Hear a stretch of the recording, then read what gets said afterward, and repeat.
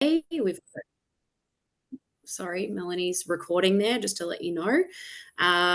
We have a solid set of panelists who will be discussing the global mobility in the mining industry.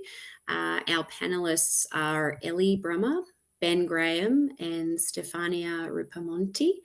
My name is Lisa Thiess. I've personally relocated from Australia to Canada for work, if you didn't already guess that accent.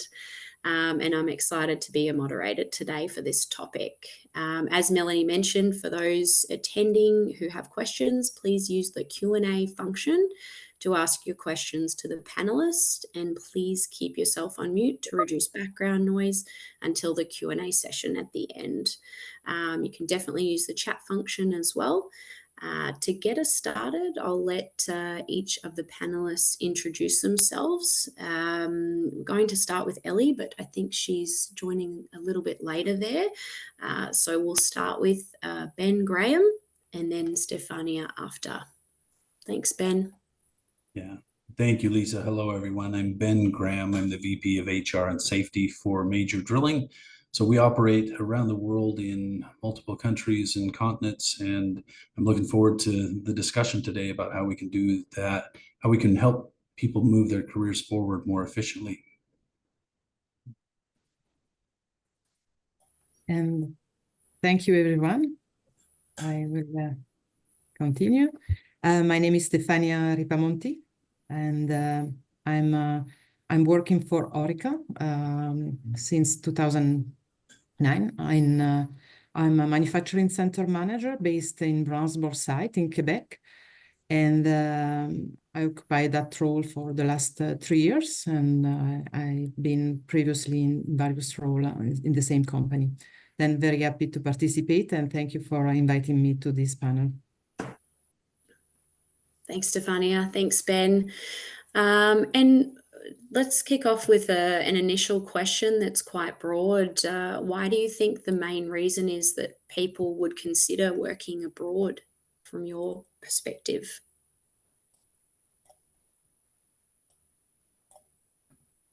I don't know who is answering first. Go ahead, Stefania. Yes. For me, it's been an opportunity. I've been working.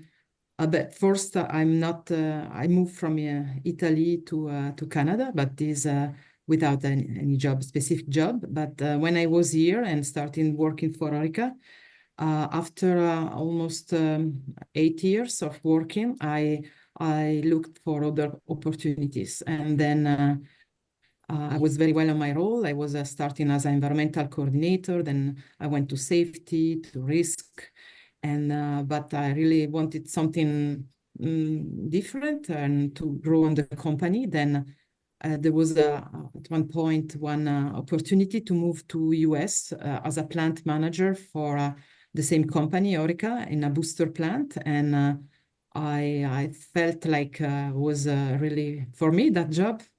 And I was already working there, doing some other studies, doing some safety projects. Then when this position opened, I really felt that it was for me, and I just applied. And I was not looking really for a career path at that moment, or even in my career. I just felt that was the good moment, and then I applied, and I got the job, and I moved there for 2 years and a half. Then has been not planned, but I had that opportunity, and I took it. Yeah, thanks, Stefania.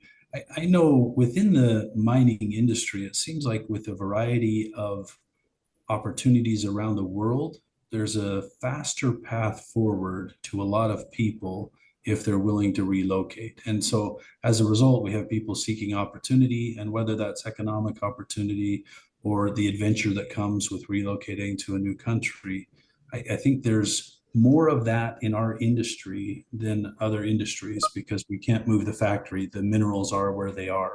And so we need to be on the ground in these various locations. And so it's a great opportunity, whether it's a blue collar role, a professional white collar role, or some sort of a senior management role. There's a lot of chance in the world for us. I agree. Yeah, agreed. And I think it closes the gap for labour shortages as well, having that fluidity and movement with specific skills and, diversification of people transitioning as well and employees. Why do you think companies, specifically mining related, look to hire from abroad? I see in Orica, we promote the diversity. We promote the development of people. Then I really think that changing country, changing position, and is an opportunity for growing, and for the person, but also for the site, for the mine, or for the plant manufacturing site, to have a different person with different eyes that can bring some fresh eyes and bring a new something new on the site, and from his background, which is a really different site from site, country from country.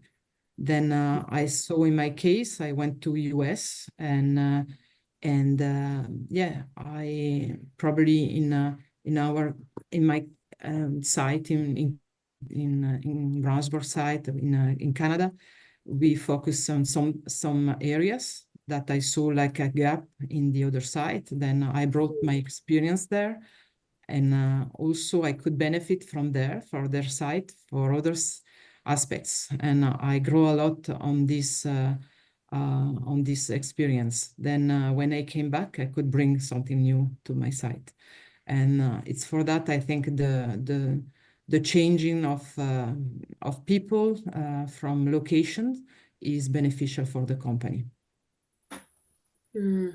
Yeah, I would agree. When you're sort of exchanging ideas, different locations, learning new processes to streamline things as well. It's an exchange of information, and you're learning from each area, which is great. Anything to add to that, Ben, or in your own comments?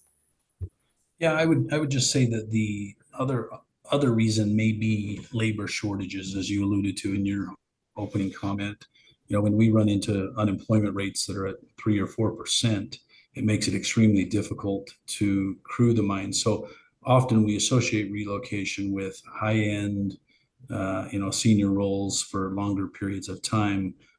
But the other aspect of opportunities in the mining industry are those fly in, fly out rotation kind of roles that sometimes exist, whether we're flying somebody across the country or sometimes from other countries. It still might cost the same amount and still may be the same amount of difficulty to have people enter a site. So it helps open up the labor pool that's out there with really talented people. For sure. And when you're looking at hiring and avoiding those, labor shortages and opening it up to a global sort of recruitment pool or candidate pool, is it more common to recruit internally within the company abroad, or would you hire external people through applications? Is there a preference? And, from a company point of view, what are some of the challenges on both sides, whether it's an internal employee or external? From my experience, looking at in Canada, in Quebec, when we open positions, we see that I think it's more and more difficult to find candidates, and locally, especially in our site, which is in La Chute. It's quite far from Montreal. Then it's sure that we have to open and see candidates from a wider area that are willing to come. It's not a work that you can do from home. It's mainly on the job. You have to be on the plant. Like in mines, you have to be there. Then we are very open to see. We establish based on the candidates that apply. We can see we have also graduate program that for young engineers that we employ, and some of them are coming from far and from other countries, and we are very open to that. Then there is no line that we say yes, we have to take candidates from locally or outside. It's really based on what we receive, and we see the value of each person if it fits with the role. And just to expand on that, what are your requirements, and how do you reach out to that candidate pool for graduates? Are you partnered with universities, or what's your approach to attract the graduates there?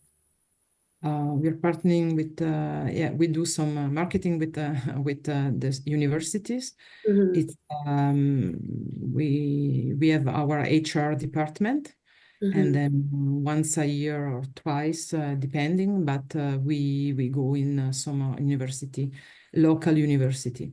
Then often we have students from abroad. Then it's like that we have also, we just had last year some new graduate from France or from Morocco. Then it's like that we can have also a diversity in our site. Great.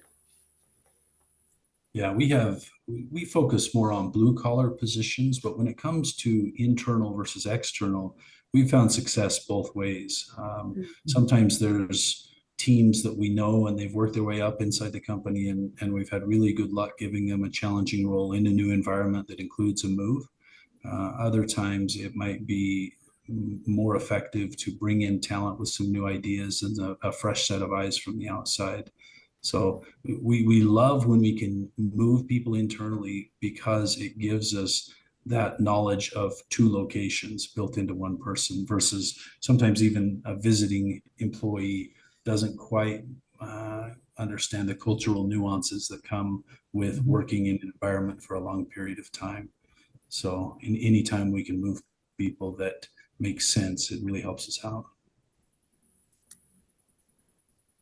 Great. And what would you say some of the challenges are associated with applying for work abroad? So, I think you've both sort of relocated and gone through that process. What were some of the challenges that you experienced personally, and then that you see for employees that are transferring?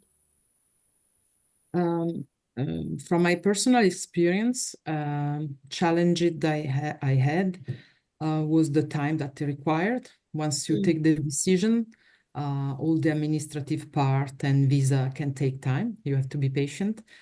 And but once there, it's the challenges. Yes, is to mainly I think for the family to integrate in a new environment. When you are there, and like in my specific case, I went there, my family, my husband, and one of my daughter follow. The other were older and didn't want to come. Then you split the family. This is one challenge.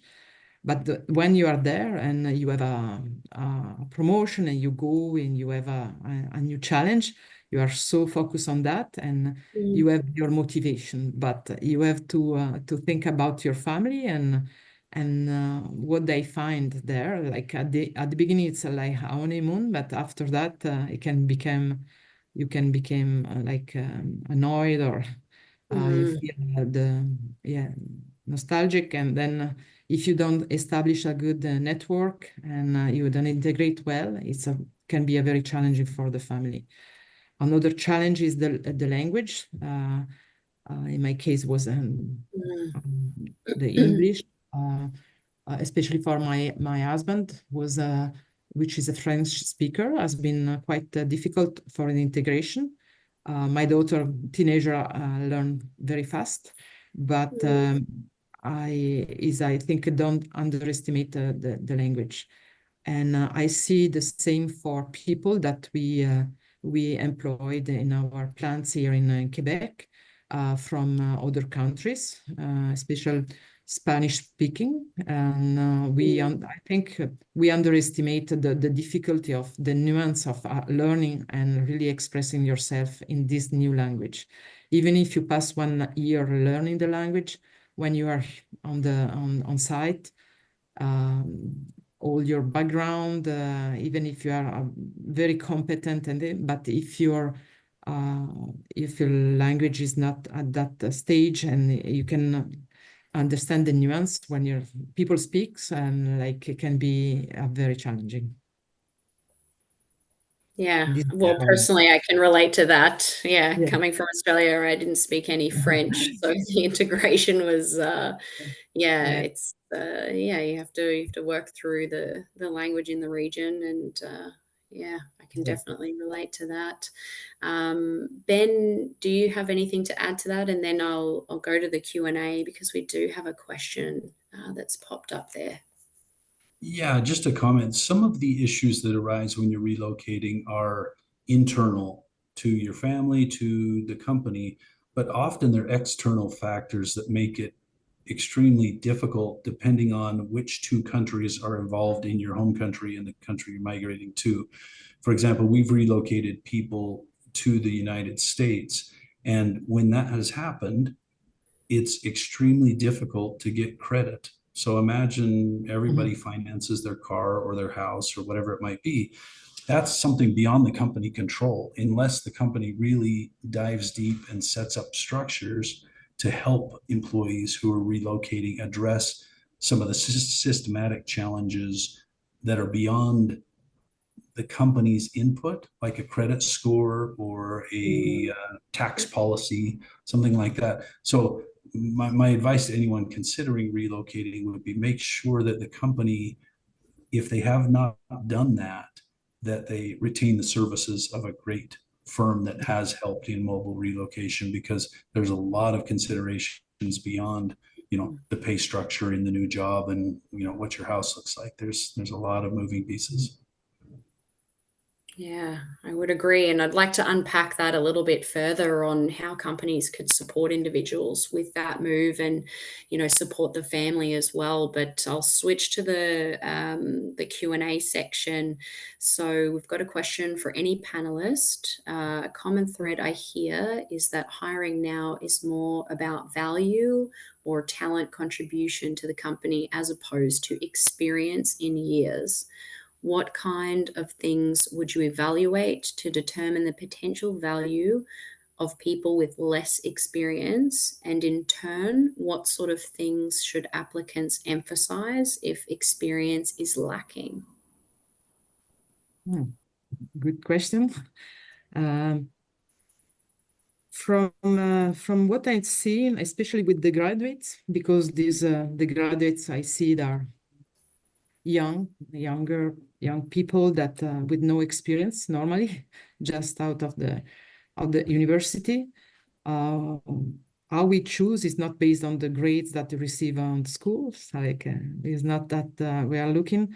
It's really the approach, the values, really what we see, the motivation when we see some people that really wants to come, and in an interview he knows the company, he made a search and really wants to come for that company because he recognizes also the value that a lot of people speaking about environmental values. I see on the latest interviews about also the values of the company in terms of community is not just in terms of because it's a company that is recognized for quality or safety, but I see community and environment that are valued, that are motivating a lot the new employees that we have.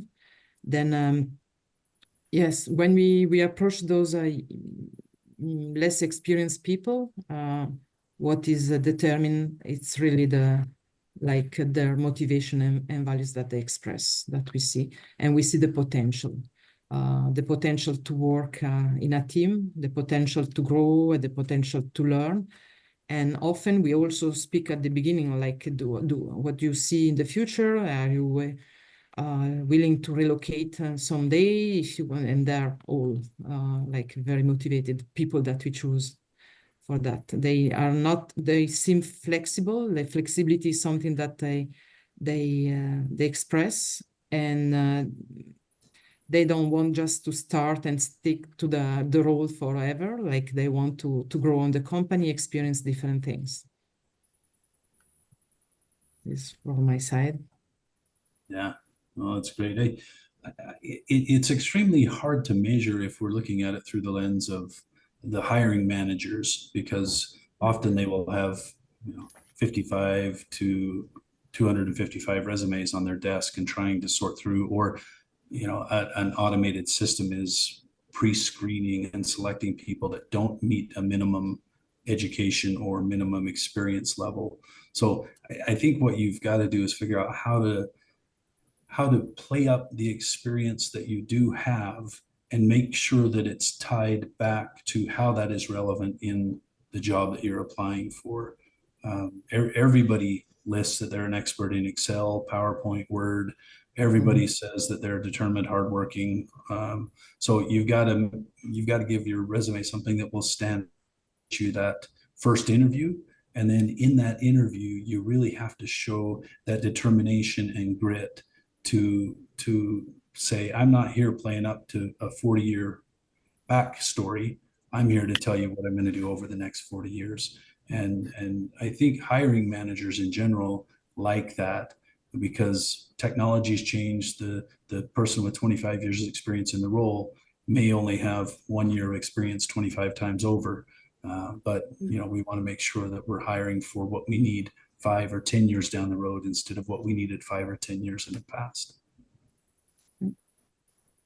Thanks, Ben. Thanks, Stefania. You got a thank you from the person that asked that question. And I can definitely elaborate on that a little bit. And certainly I feel like it comes down to the softer skills, selling yourself, but getting yourself in front of those people. So potentially going to networking events in the mining industry, PDAC, CIM, those kind of things as well, and meeting the people that are actually hiring. You may not necessarily have the years of experience, but if you come across and you actually have that opportunity to network, don't undervalue your LinkedIn profile and your networking capabilities as well. So just to add on to what Ben and Stefania said, but certainly it's about, the attitude and how you portray yourself as well. So just reverting back to, the challenges associated with applying for work abroad and the support that companies give, how could companies better support individuals with their move? And I know, Ben, you went into the credit score and things like that. Is there anything else that a company could do to make that move smoother? I think looking for networks of support is a great way to go. When we relocated to Canada, my boss at the time was one who, he knew we had 4 children. And so he said, all right, I need to find someone in the office to befriend this guy who also has children, right? So he linked us up with the only other family in the office that had 4 children, and tried to get us to get to know them and experiences. But he was very conscious of it. It was very purposeful in that organization, and there was frequent check-ins. So I think just being purposeful in imagining what it would take for your own life to reset, and then saying, what would I need? Because we sometimes run into, in the mining industry, more people have moved than any other industry I've ever seen. So there's a lot to understand the pain of movement. But we've got to make sure that the next tier down, not necessarily just the senior managers that maybe have relocated, but our HR managers and our kind of our middle executive teams can really help with supporting our people that are relocated. So that's going to mean some extra time off when they land. They're going to need to go get a new driver's license and a medical card and systems like that, that, an average hire just comes in with. So we've got to make sure we budget that in. And then I'm a big fan of hiring professionals. Hire a tax advisor for your candidates that are moving. Hire a realtor that can help them look for homes. Really put together a support package both for the move portion and after the move as well. That's networking, that's friendship groups, that's resources, even sometimes just explaining what activities are coming up.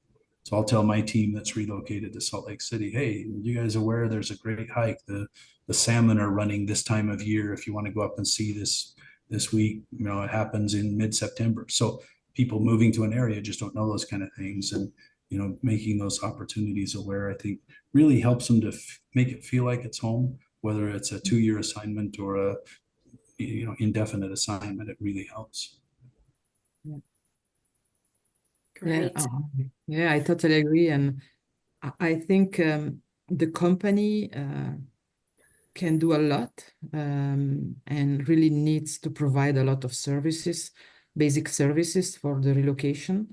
And I think with Orica, I experienced that, visa and medical and house and everything, but and time off for the travel. And one great thing that I think I received, it was helping me, was the cultural integration with a specialist on place that gave us a lot of information. And I saw also the people that moved in Canada that received that. But these are great things. But at the end, for me, what makes the difference is, as you Ben said, like the other employees, how the team receive, how they support that person.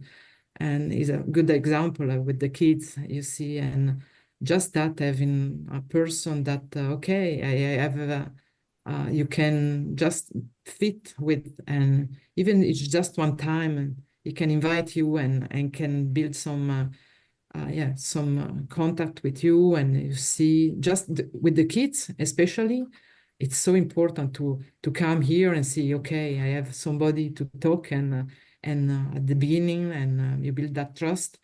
I think that don't underestimate what the company can do with the employees. I think this is even more valuable than all the administrative part. Yeah, that's a great point, to integrating on the social side as well, and building connections in the community that you've just relocated to.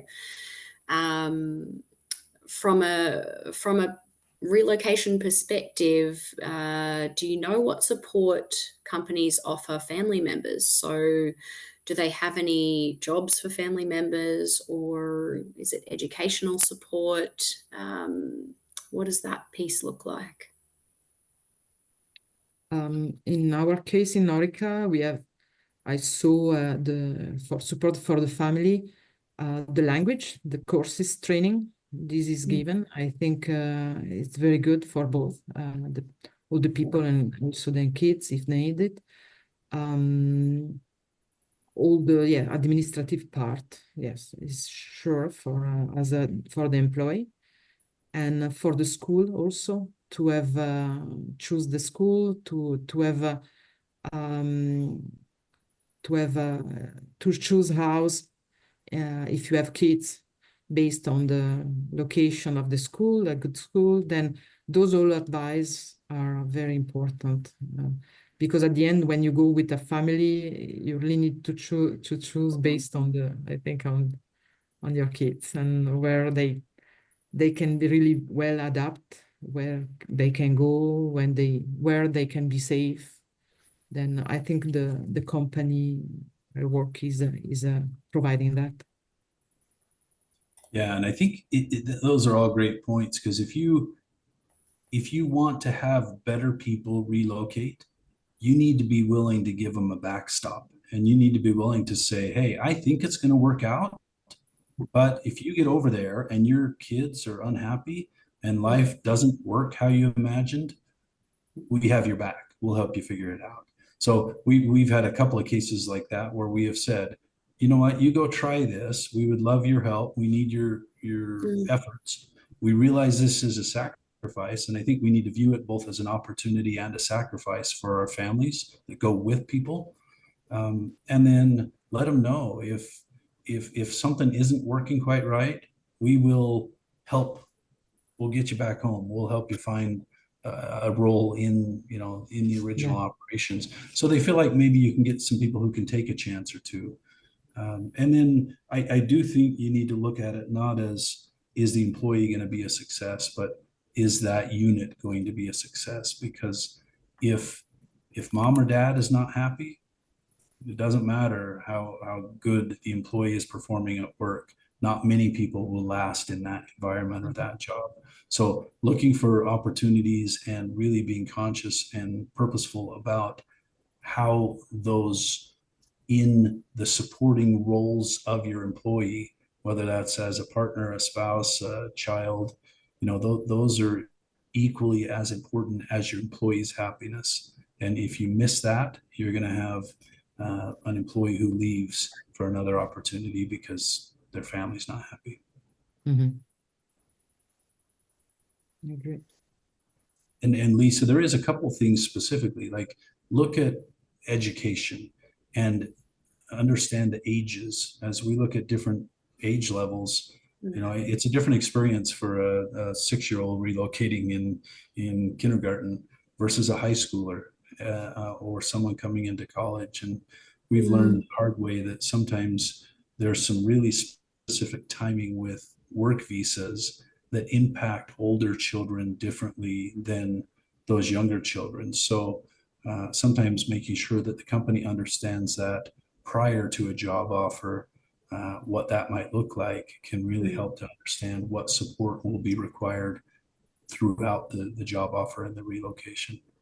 Yeah, definitely with older, with older children, if they have a sports program or, and just the dates of school starting in different countries can be different as well.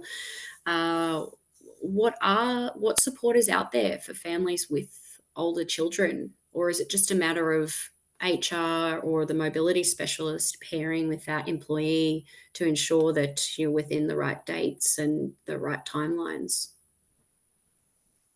I'm not sure about that. I didn't experience, Lisa. Mm-hmm.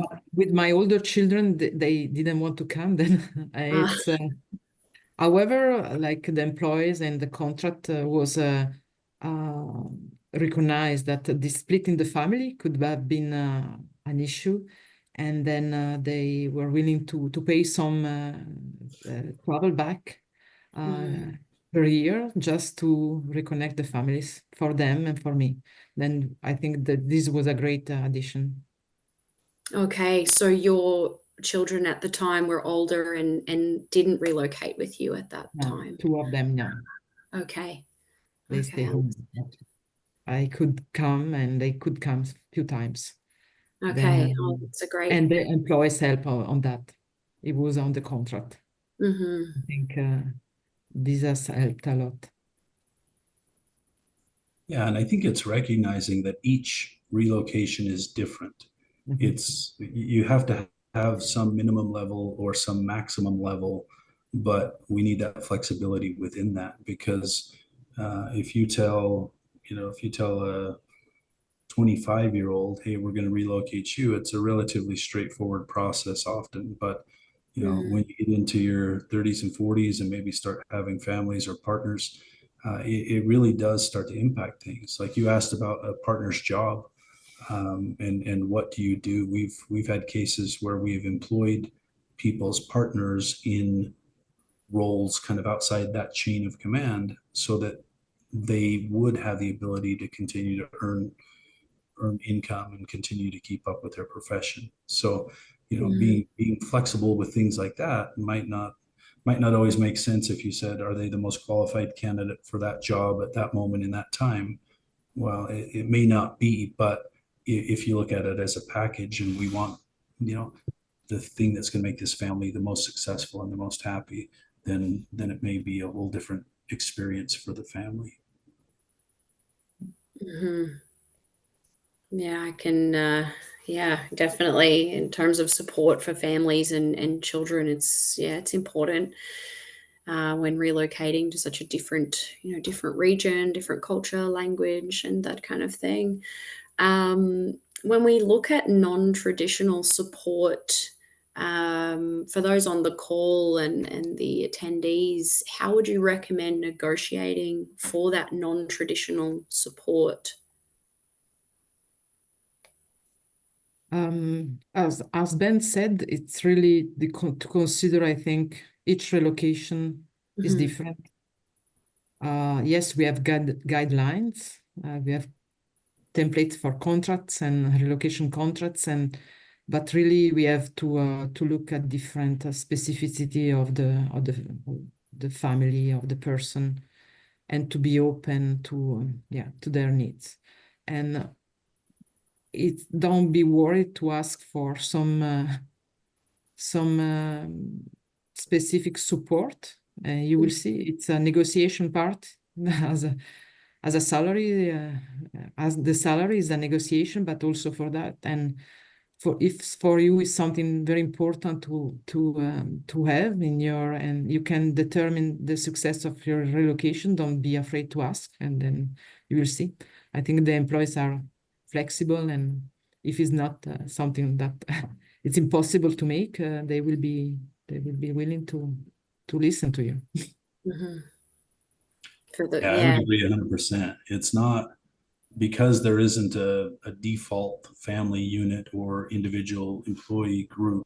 It makes it to where you really need to go in and negotiate that. So whether we've relocated cats from the US to Australia and they go into quarantine forever, right? They're in quarantine for two months or something.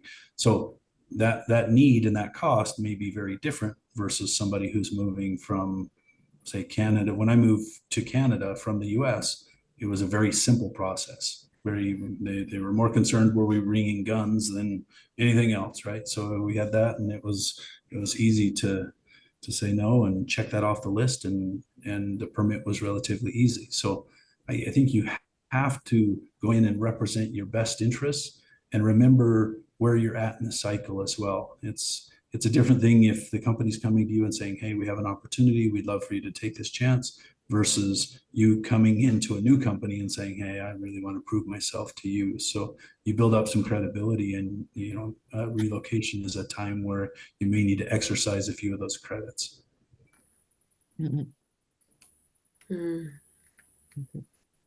Yeah, I can definitely appreciate how moving abroad within a company at different stages of your life or career it's very different depending on how you're negotiating and the opportunities that are presented to you as well.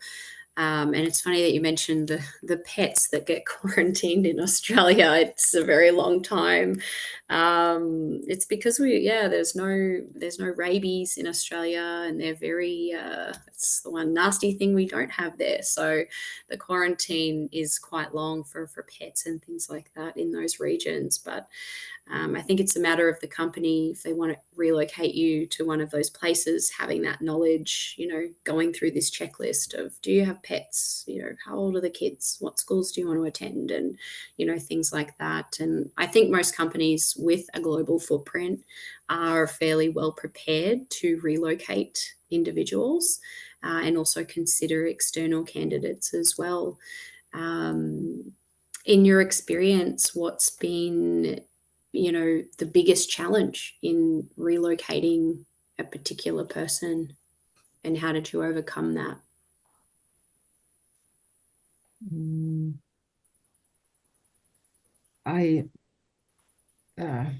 We relocate some people from Mexico. The family, I think that the biggest challenge was really the language, and to adapting and the integration. But and it's something still ongoing. For myself, as I said, it was the language too, and the integration of my family. There are some administrative things that can be very challenging too.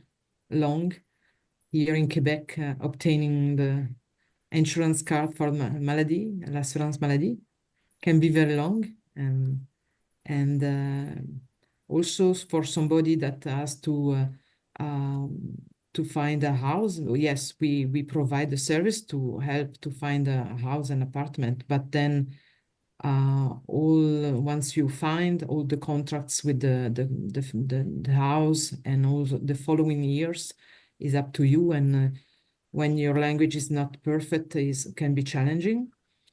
And no, that's it, I think. Yeah, and I think that it's the unknown length of time is one of the biggest challenges, because once everybody's excited, once the family unit is on board and ready to go, it could still take another 6 months, depending on the permits Yeah. required, the paperwork, the processes. And often those are not newly created jobs that are going to be good and can be held for 6 months. So the company has to realize that with mobility comes some disruption in the short term to cycles. So, for example, we were relocating a controller from Brazil to our US operations, and that the permit process due to COVID was significantly delayed with interviews. So what should have been a 2-week wait for an interview was now a 10-month wait. And so what do? Do you pull back a job offer because you realize the system's going to take longer, or do you allow remote work for 10 months? So companies really need to do the research ahead of time to understand what that might look like and how much flexibility, how much tolerance they have, because everything will take you a lot longer than you think, and it's never cheaper than you think. So just plan on, building that in, because the $100,000 salary, you might easily see another 50, 60, $70,000 in that relocation on top of that. So you've got to plan and prepare for that. But usually you get a really dedicated, loyal, long-term employee as a result if you do it right, or you chase them out the door if you do it poorly. So it's not something to do lightly, because if we do it wrong, it can really cause some hard feelings for the employee, for their family, for the system. Maybe if I can add, Lisa, also other challenges I saw for some people, the medications, relocating to Asia, and with a member of the family that requires some specific medications, and you cannot find there, then it's really something that you can have a look in advance and find, is there a solution for having those medication there in a regular basis. Also, is the insurance covering there those type of medication? If they are very expensive, then it's something that came out 2 times I saw. And another challenge is when you're relocating and you are excited and you move to another country and you want to bring things with you, maybe wait to settle down. And like me, I move with my furniture in a rented apartment. It was not the right thing to do because for me I was going there and then just probably stay there forever. But after 2 years with the COVID, I decided to come back. Then also the integration was not perfect for my husband. Then it's better when you go, and especially with the family, give your time to have a temporary, even as a temporary rent. Don't bring too much stuff, and then you see it's really, do you really like, or it's or maybe it's better to come back or just stay in a temporary location. Yeah, That's really, really great advice. Yeah, I think definitely the piece about the medical insurance and if the medication is covered, and sort of trialing the new location for 1 to 2 years to seeing if all the moving pieces are fitting into place. Because you're right, we're people at the end of the day. there's lots of variables. We have families, significant others, children. It's a big integration and can be quite a significant change when you're looking at different cultures and languages in a new area. So that's great advice. Ben, anything else to add onto that? Yeah, I think, going for a good visit. I know airfare is not always cheap, but make sure everybody typically does that when you're relocating. You go do a quick visit, but go in with your eyes open. Similar to Stefania's example, when we moved to Canada, my wife and I both said, "Hey, we want to have this Canadian adventure, right? We want to what we imagine Canada to be like in our minds." So we bought a house out in the middle of nowhere in the woods and thought how beautiful it's going to be, and then didn't pause to realize that didn't fit the overall family goal of, meeting new people, friends, integration. So sometimes it's maybe not getting what you want, but pausing to say, okay, what should we consider as our minimums for that time period? Because you both brought up the example of, maybe go slow for a while. We have people try to relocate their appliances, and you're going from a 120 to a 240 volt system, and it just doesn't work. And there's take your sentimental things. There's not a lot that you can't replace beyond that. But I think from the company's point of view, we just need to make sure that we allow those visits to accomplish what they should, to see everything, not give them the ultimate best example of, here's everything fun that we ever do in a week and make them fall in love with it, but give them a realistic view of what life is like in that community. Give them some chances to talk to the people in the offices and find out, and consider the cultural context. If we're relocating an employee from Canada to Indonesia, likely there's going to be some culture shock, versus it would be more than if we were relocating that same employee from Canada to the Western US, right? Definitely be some political shock, but cultural shock might not be as extreme. So make sure that we help employees understand what to expect and look at all of the variables that come with that culture, what's acceptable, what's not. Can the partner work, or is that frowned on? Is it, are there opportunities? And when we look particularly at women relocating in the mining industry, we've got to make sure that we pause to consider the environment they're coming into and make sure that there's the opportunities and there's not limitations that are imposed on the culture, or sorry, that the culture might impose on the family relocating, that are beyond what they might otherwise be open to. So that's a risk in some countries where there's still very traditional gender roles, and we relocate people who, want to go and practice their trade that they learned in another location, only to find it's frowned on by society. And there's some subtle and sometimes not so subtle pressure outside of the job to conform to that. That's a good point. Yeah, of the cultural awareness. Stefania, do you have anything to add before we shift over to a Q&A session? No, I think I covered what I could on my experience. Thank you. Yeah, definitely some great points from yourself and also Ben, from personal experience and also what you've seen on the employee side. We've got one question here for those companies that may not have the funds to hire people to help integrate relocated employees. What are your suggestions on how to move in that direction with a minimal budget?